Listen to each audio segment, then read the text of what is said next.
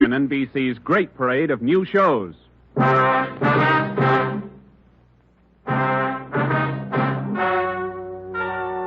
Ladies and gentlemen, the story you are about to hear is true.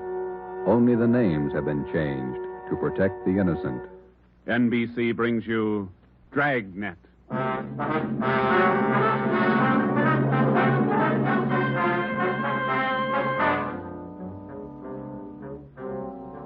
You're a detective sergeant. You're assigned to robbery detail. An armed gang of blitz bandits has started to work in your city. Their pace is fast, 4 and 5 robberies each night. The criminals are not amateurs. They're well armed, dangerous. Your job, get them. Dragnet, the documented drama of an actual crime, investigated and solved by the men who unrelentingly stand watch on the security of your home, your family, and your life. For the next 30 minutes, in cooperation with the Los Angeles Police Department, you will travel step by step on the side of the law through an actual case from official police files. From beginning to end, from crime to punishment, Dragnet is the story of your police force in action. It was Thursday, October 23rd. It was windy in Los Angeles. We were working the day watch out of robbery. My partner's Ben Romero. The boss is Ed Backstrand, chief of detectives. My name's Friday. I was on my way back from the statistician's office, and it was 11:42 a.m. when I got to room 27A. Robbery detail. How'd it work out, Joe? Any good prospects? Well, I don't know how good they are, but I got a handful. How many'd you get? Well, let me see. 15, 18, 22. Ethel down in the stats office ran them on the IBM for me. There they are. Let's see. It's a gang of 3 men working on foot. Blitz robberies. They only take cash. M.O. is tie-ups. Work from 8 to 10 at night. One of the gang's tall, the other 2 short. And these are the men the machine sorted out. Under that heading, yeah. If our information's wrong, then so's the machine. Got a good bunch of candidates here. Descriptions match up with what we got. They seem to. Check the names on that list, Ben. Some of the smartest thieves in the country. Yeah. Tommy Willis, Ray Grappa, Kemp Satelli, Manny Roberts, George Cross, Mario Koski. Reads like June graduation at San Quentin. Yeah. George Cross and Tommy Willis are in town. We know that. And Koski, he's around a couple of weeks ago. And what about the rest? It's a big field. Have to check them out, I guess. Might as well start at the beginning. Did you go through the overnight reports yet? Yeah. No restaurants, no liquor stores. That makes 5 days the gang's laid off. Well, they can afford to, can't they?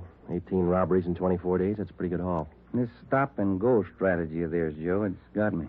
Yeah. They work hard for a week in one area, and then they lay low. If they just keep going, we might have a better try at them. Hey, Joe. Yeah, Chandler. Fell out here to see you, Joe. Name's Decker. Decker. Henry Decker? Didn't say. Want to see him? Yeah, send him in. Right. All right, Mr. Decker. This way. How are you, Joe? You're looking good. Oh, Hank Decker. How are you? I'm fine. Well, what are you waiting for? Applause? Come on in and shut the door. Hank, this is my partner, Ben Romero. Ben, Hank Decker. All right, Hank. How are you, Ben? Hank and I are in service together. Yeah, I just dropped in for a visit, Joe. Are you busy? No more than usual. Sit down. Thanks. I remembered you telling me you were on the PD, so I figured I'd drop around and get an inside track. How do you mean? I just filed with civil service to take the exam next month. Figure I'd like to work at being a cop. He's shell-shocked, Joe. Great pep talk you boys hand out. You sure you want to be a cop? Oh, look, I'm 30 years old, Joe. I'm married, high school education, about a year at junior college. What's your wife think? She's not sold. Well, that's why I dropped in. How about coming out to the house for dinner tonight? You want me to sell her? Just talk to her. 7 okay? Yeah, 7's okay. I'm glad to have met you, Ben. Same here, Decker. See you again. Right. Bye, Joe. See you tonight, Hank. Well, what do you think, Ben? Ought to make a good cop. We had a list of 22 possible suspects. By 5 o'clock, Ben and I had checked out 2 of them who might possibly have had a hand in the blitz robberies of the 18 liquor stores and restaurants in the past 24 days. Number 1 man was Thomas Willis, Caucasian, age 29, 5 feet 11 inches, 175 pounds, dark hair, blue eyes. Number 2 man was Mario Koski, Caucasian, 5 feet 6 inches, 170 pounds, dark hair, dark eyes, large scar under his chin, running across his throat, up to and behind his left ear. According to our informants, and after questioning some of their associates, either Willis or Koski or both could have taken part in the Blitz holdups. We showed their mugs to the victims, but none of them could give us definite assurance that either Willis or Koski were in the holdup gang. At 7 that night, I went out to Hank Decker's house for supper. Met his wife, Linda, his 4-year-old twin boys. We talked about the Army, played with the kids for a while. Before we sat down to eat, we put the boys in bed. Hank was in the kitchen carving the roast. His wife closed the door to the kids' room, and we started downstairs for the kitchen. What do you think of our 2 atom bombs? They're fine kids, Miss Decker. Hank told me that you were worried about him wanting to join the force. I was 12 years old when my father was shot down. He was a policeman in Des Moines. He was only 37 when he died. I wouldn't know what to do if anything like that happened to Hank. What do you want me to say? But does Hank really want it? Can't you talk him out of it? You're his wife. Can you? No, I think it's his choice, Miss Decker. He's going to have to make up his own mind. I'm sorry. If it's what Hank wants, I guess I worry too much. A lot of women marry cops. They have, and they will, and they all worry. Hank will be all right. Will you guarantee it, Joe?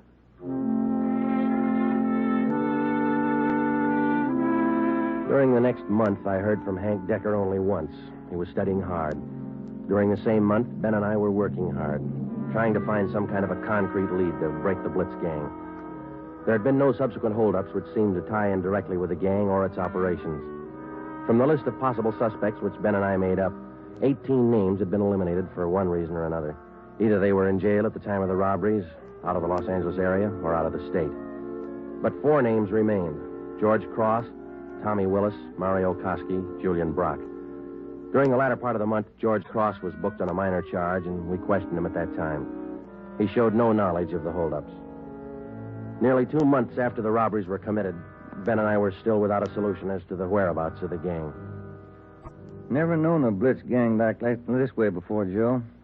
Once they get wound up, they usually go until they're caught. Yeah. Did you get out those telegram checks to the east yet? Last night before I went home. Sent out all 3. Willis, Koski, and Brock. I'd like to find just one of them. Chicago might have something. That's Koski's old hangout. Willis, too. What about Brock? He's from Kansas City, isn't he? Yeah. I got a wire, too. Might have an answer from one of them tomorrow. That's a slow job. We'll have to wait it out. Guess so. No follow-ups from the victims we talked to. I'll get it. Robbery Friday. Oh, hiya, Joe. Hank Decker. Congratulate me. What for? Just passed my written exam. Got the letter this morning. How about that? That's fine. When do you take your physical? Oh, not till the end of the month. Next week, I take the oral and agility tests. Then the physical. If I get by them, I'm in. Well, you're going to have a full month at the police academy after the test. There's a lot of work, Hank. Oh, it can't be any worse than these tests. It's a tough 30 days out there on the Hill. Law, court procedure, evidence, combat firing, target practice. You'll have to wade through all of them. You ever going to have anything encouraging to say? Yeah, when you graduate. I won't count on it. How's your job going? Slow. How's your wife feel now? About taking the job? Uh-huh. A little better. She said to say hello. Okay. Keep us posted, huh? I'll do that, Joe. Right. Bye. Hank passed his written test. Sure anxious. Brandy, Romero, got a minute? Yeah, Skipper. Come on, Joe. You got something, Ed? Yeah, those Blitz robberies you're handling. Not having much luck. We were. Gang's disappeared. Not a trace of them so far. They leave town? Oh, we're not sure, Ed. We don't even have a good description. We're guessing most of the way. What are your guesses? You've had a couple of months to make them. 12 of the holdup victims we talked to told us definitely that there were 3 men in the gang, 2 of them short, 1 of them tall. We've just been working from there. All 3 of them have dark complexions. Started with 22 possibilities and got it weeded down to 4. No, wait a minute, 3. Yeah.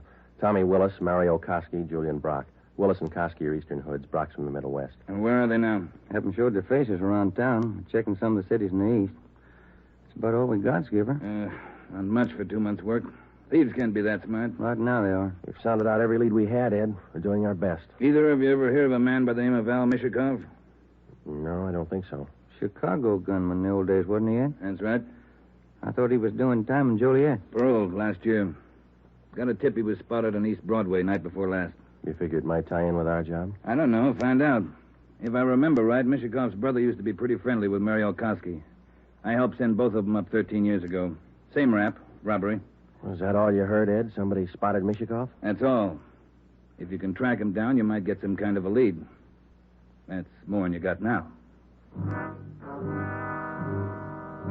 That night and for the next 2 nights following, Ben and I had dinner downtown instead of going home, and then we spent the rest of the night covering the lower end of the city in search of Al Mishikoff. We got more than a dozen leads on where to find him from some of our informants, but none of the leads paid off. We kept missing him. No one knew where he was staying. No one knew, or no one would tell us.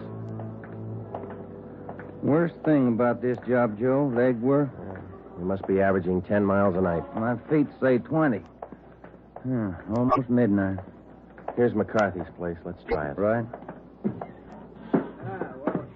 Let's go down to the end of the bar, Ben. Yeah. Hiya, Ben. Good to see you come in. What's new? Oh, not much, Bert. Meet my partner, Joe Friday. Hiya, Friday. What do you fellas have? Looking for a guy, Bert. His name's Al Mishikoff, Chicago. You heard anything? He was in here earlier tonight. A couple of guys with him. Are you sure? What do you look like? 6 feet, about 45, I guess. Big build. Sounds like him, all right, Joe. Is he staying in the neighborhood, Bert? Down here, I don't think so. Most of those big-timers stay uptown someplace.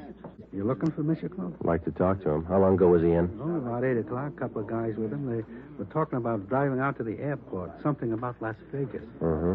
There's an 8:40 plane for Vegas, isn't there, Ben? I think so. 8:40, 8:50. I can't recall which. Bert, do you remember the exact time they left? Exactly. No. Say, there's one of the fellas that was with Mishikoff down there in the middle of the bar. Which one, Bert? There. One with a sandy hair, big chin. See him? Yeah. Want to talk, Joe? Come on. And George, you know what he said? He said when he was in Vegas last week. Pardon me. Killing. Yeah, that's where. Pardon me. I'd like to talk to you a minute. Yeah, who are you? Police, Sergeant Friday. Oh, have a drink, Sergeant. No, thanks. I said I wanted to talk to you. Square John, huh? Wait a minute, George. Square John wants to talk to me. Come on outside. We can talk better out there.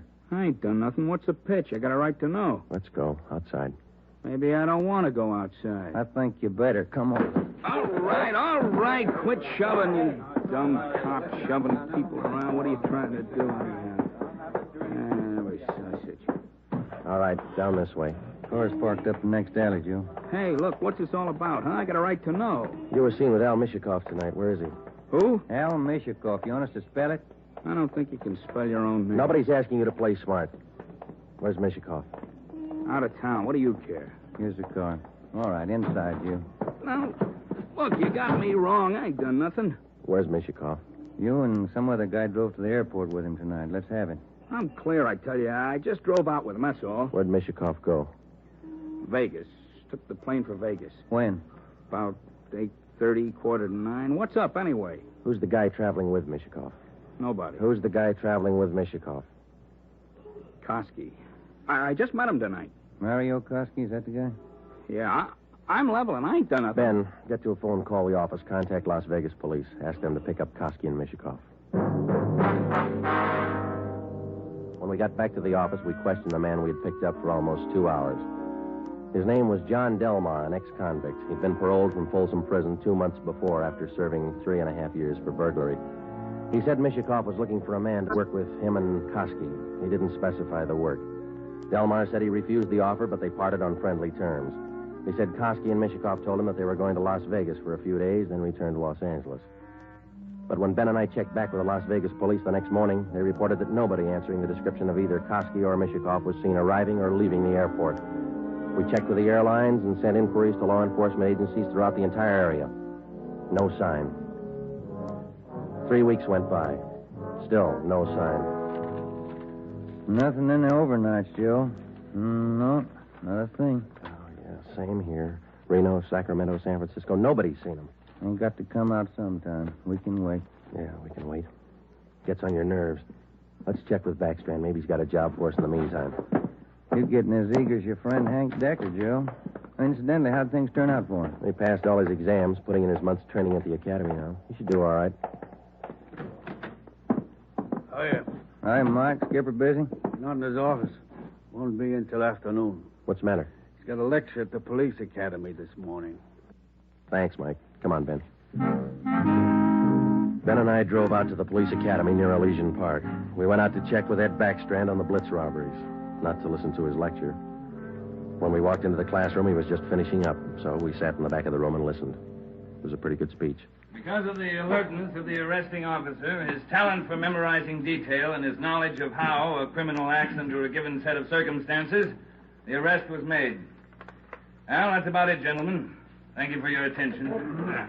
Now, when I ran this speech over at home, my wife said it wasn't a very good talk, but at least it came out on time. Now it seems I'm 2 minutes short, so I guess I failed on both counts. If I may, I'd like to use the few minutes that are left to tell you what I think of being a cop after 24 years. For one reason or other, you men have chosen the career of a police officer. Well, let me tell you right now, without any qualifications, it's a thankless job. Maybe you can't see it now.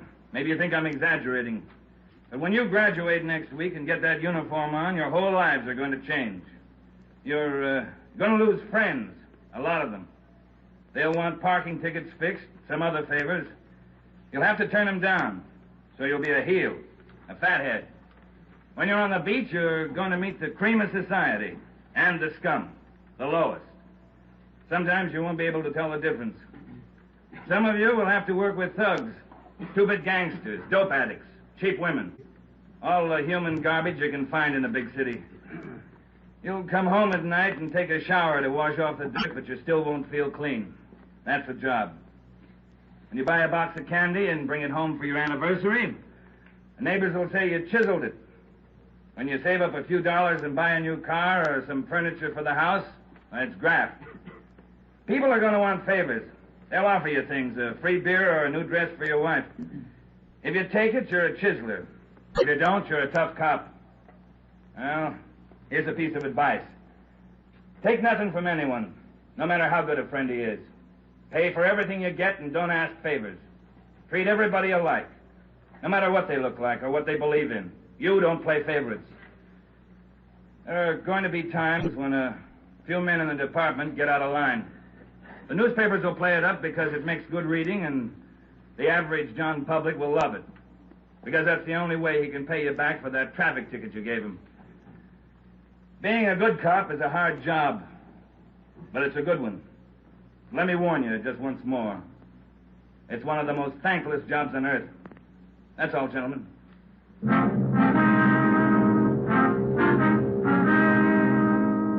The following week, Hank Decker graduated from the police academy and hit the transfer list for a regular assignment. He drew a job of teaching combat firing and boxing at the academy. He didn't like it, so he put in a request for a transfer and waited. For the next 6 weeks, Ben and I waited, too, for some sign of the Blitz bandits. There wasn't any. The only possible suspects, Mario Koski and Al Mishikoff, had disappeared completely.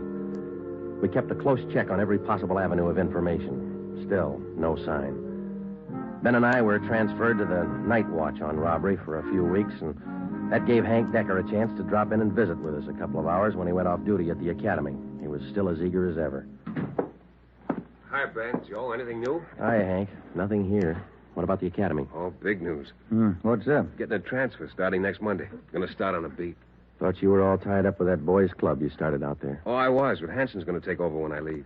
The kids sure love it. Free swimming in the pool, boxing lessons. We teach them everything. Where's your beat going to be, huh? Central, right in the downtown district. Might learn something, huh? You'll learn a lot if you want to forget most of it.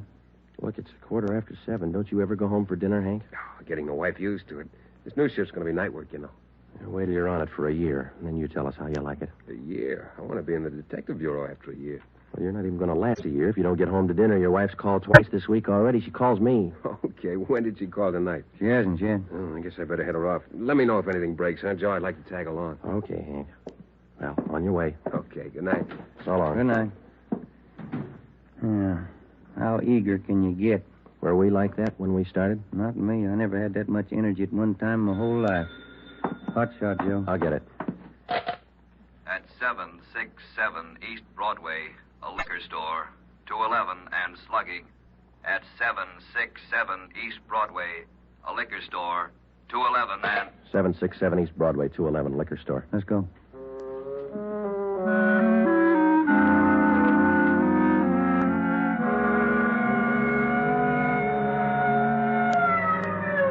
.767 East Broadway, King's Liquor Store. We pushed our way through the small crowd outside the door and into the shop. 2 patrolmen in uniform were already interviewing the proprietor. He had 2 large gashes on his head just above the right temple. He was trembling and badly shaken, but he managed to give us a good description of the hold-up men.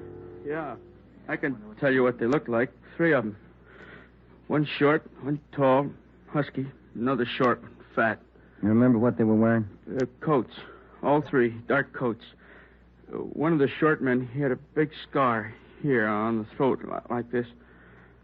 After the 3 men robbed the store, they slugged me and tied me up. Turner, this man's hurt. You call an ambulance? On the way, Sergeant. That's fine. We have just one more question, Mr. King. Here's a handful of pictures. We'd like you to tell us if any one of these men were in the gang that held you up tonight. Let me look. There you are. Take your time.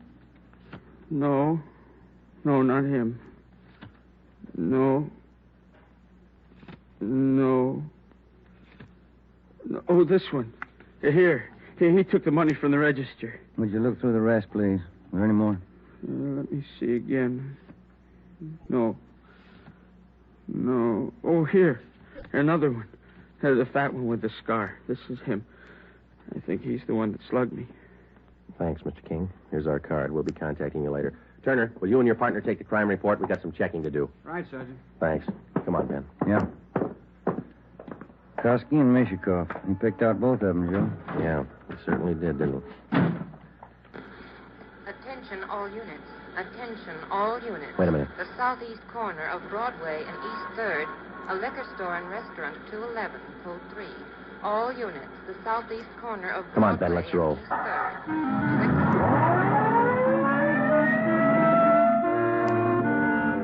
When we got to the liquor store and restaurant at Broadway and East 3rd, Ben and I knew for certain that Koski and Mishikov were back in the city and working hard. Their M.O. matched down to almost the smallest detail. We put a call through to communications, and the entire Central Division was alerted. Then we called Chief Backstrand and told him the news. He assigned a special detail from the Metropolitan Unit to patrol the area until further notice. But at 9:23 p.m., before they pulled out of the police garage, the Blitz bandits added 2 more liquor stores and 1 more restaurant to their list of victims. Early the next morning, Ben and I met with Chief Backstrand in his office. You got a make on that 3rd man yet? We ran his description through R&I early this morning, Ed. Closest candidate's a guy by the name of Julian Brock. Done time here in New York. Any tie-up with Koski or Mishikov? Mama sheet says he knows Koski pretty well. And that's good enough. Now, how do you think you're going to get these thieves? We've got the alert out, Chief. Special detail from Metropolitan Division's been briefed. Communications all set. All right. Here's a tip for you. Tell the men if there's a hold-up call that only the car in the area of the hold-up will handle it. These thieves are no amateurs. They may try some decoy trick. Tell the men to stay in the area they're assigned to until they receive a call. Check? We'll take care of it, Ed. You going to be on hand tonight? And when do you figure on starting? We'll have the full detail out by 6:30. Play it safe and start at 4. Why chance missing them?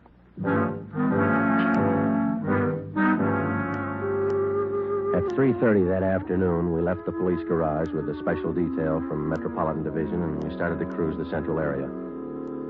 We weren't looking for any action the first few hours, and we didn't get any.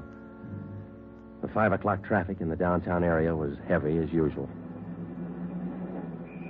Hope that gang holds off till after 6. We couldn't get out of this traffic if our lives depended on it. Well, we'd probably do better on foot if it wasn't for radio contact. Control 4 to 80K. Control 4 to 80K, your location. Get it, will you, Joe? Yeah, wait till I get the mic. 80K to Control 4. 80K to Control 4. Our location on Spring Street between 2nd and 3rd. 80K, stand by. 80K, call your office code 2. Call your office code 2, KMA 367. 80K to Control 4, Roger, KMA 367. Yeah. Now what do I do for a parking space? You know, you're lucky. That guy up ahead there, he's pulling out. Good. That hasn't happened to me in 6 months. Okay, hold on, Ben. I'll be back in a minute. Yeah.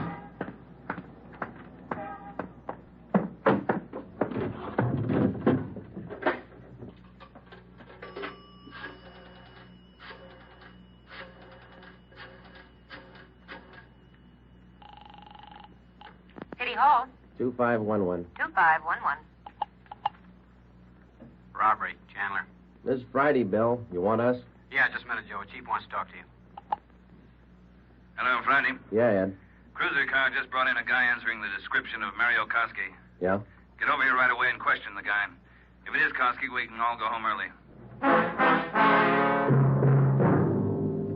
Ben and I went back to the office and questioned the man who gave his name as Conrad Larkin. He was Koski's approximate height and weight, same color hair, same color eyes. The resemblance to Koski's picture was evident. We questioned him thoroughly about the Blitz robberies, and then we checked out his fingerprints. The coincidence was hard to overlook, but we were satisfied. The man was not Mario Koski. There was a phone message on my desk to call Hank's wife. I called her, and then we checked with Chief Backstrand again and started for the police garage. It was 10 minutes past 6. Hey, Ben, Joe, wait a minute, will you? Oh, hi, Hank. What's all exciting? I heard about those jobs last night, the Blitz gang. How about tagging along tonight? What's the stare? You suit yourself, Hank. When are you due home for dinner? I told the wife I'd eat out tonight. You sure you're not due home for dinner? No, not tonight, Joe. Did you have any luck yet? Not so far, Hank. Maybe later on tonight. Come on, here's the garage. How close did you come to the gang last night? Not close enough. 2 steps ahead of us all the way. They sure must work fast. 5 jobs in a row. All right, Hank, let's don't rub it in, huh? Hey, Ben, watch it, will you? Yeah. Woman driver. How about it, Joe? You think I can make the outfit? You can talk to Ed Backstrand. He might get you a transfer after a while. Yeah, I might try it. Joe, look across the street. There's a guy coming out of the bar. Where? In front of the bar. He's standing there. Guy in the dark coat, you see? Yeah. 2 other guys behind him. Who is it? I can't be sure. Ben, you better pull up. Koski. Looks just like his picture. All right. Come on. All right, hold it, mister. We want to talk to you. Run for it, Al. Copper. Watch it, Joe. Hank, get down. Get down. 2 of them down, Ben. Other one up alley. Let's go. Did they get Hank? Yeah. All right, hold it right here. All right, Koski. Throw out your gun and come out with your hands up. All right, let's return the fire. Come on.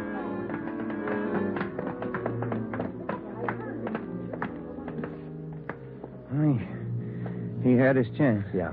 Grab his gun. Let's get back to Hank. Did you get the guns from the other 2? Yeah, they're dead. Hank got them both. All right, one side, please. Officer, did you call an ambulance? Yeah, they're on their way. Come on, Ben. One side, please. Will you let us through? Hank, how you doing? Not so good, Joe. Ben, will you get the crowd black? Give him some air. Would you just move back? Joe, All right, easy, Hank. They'll be here in a minute. Hank? Hank? How's it going, Joe? Gone? Yeah. Come on.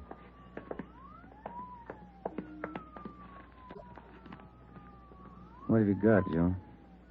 Phone message from Hank's wife. For you? Yeah. You returned the call? Before we left the office. What was it? She wanted me to remind Hank. He was due home for dinner at 7 o'clock.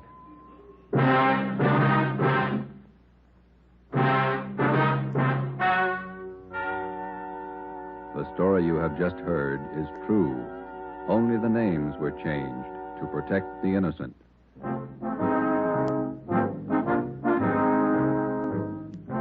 You have just heard the 12th in a new series of authentic cases from official files.